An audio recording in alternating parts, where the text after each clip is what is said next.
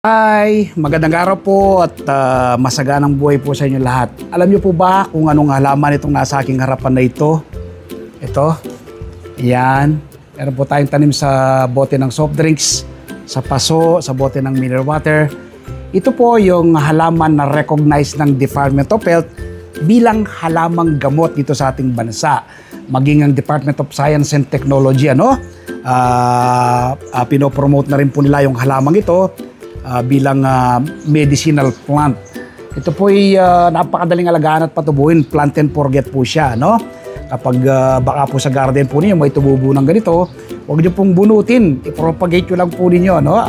Basta mamasama sa lupa, tutubo na po yan. Hindi po siya mapili sa lupa. At kapag itinanim mo, antayin mo na lang siya lumaki. Kapag ganito na kalalaki, pwede na po yung i-harvest. Napakarami pong luto ang meron nito. Pwede po siyang igisa sa ugan nyo ng sardinas. Naku, napakasarap, sabihin ko po sa inyo. O kaya lang po pang vegetable salad. Isama nyo po sa veggie salad po ninyo.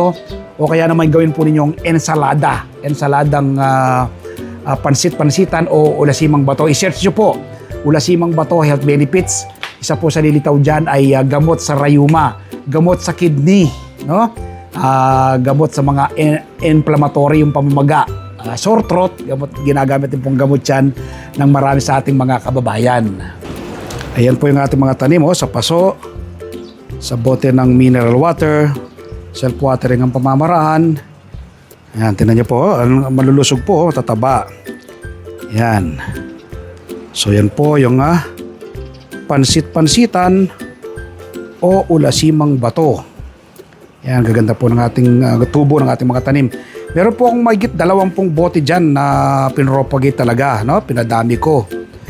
At kasi nga, napaka-simpleng alagaan at patubuin. Magtanim din po kayo nito nang sa ganon ay maiwasan po yung pagkakaroon ng sakit sa bato, no? Rayuma, arthritis. Maganda rin po itong ginagamit pong gamot ito, no? Recognized ng Department of Health at ng DOST ang pansit-pansitan. Kaya nang banggit ko, i-search nyo po sa ninyo, makikita nyo po, lilitaw po yung taglay na health benefit sa ating katawan ng pansit-pansitan. Napakarami. So invite ko po kayo this coming Sunday, panoorin po yung aming TV show, Masaganang Buhay.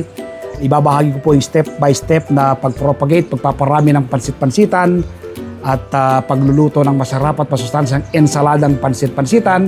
Alam, Magsasaka Reporter, mapapanood po ang ating TV show alas 7 hanggang alas 8 ng umaga.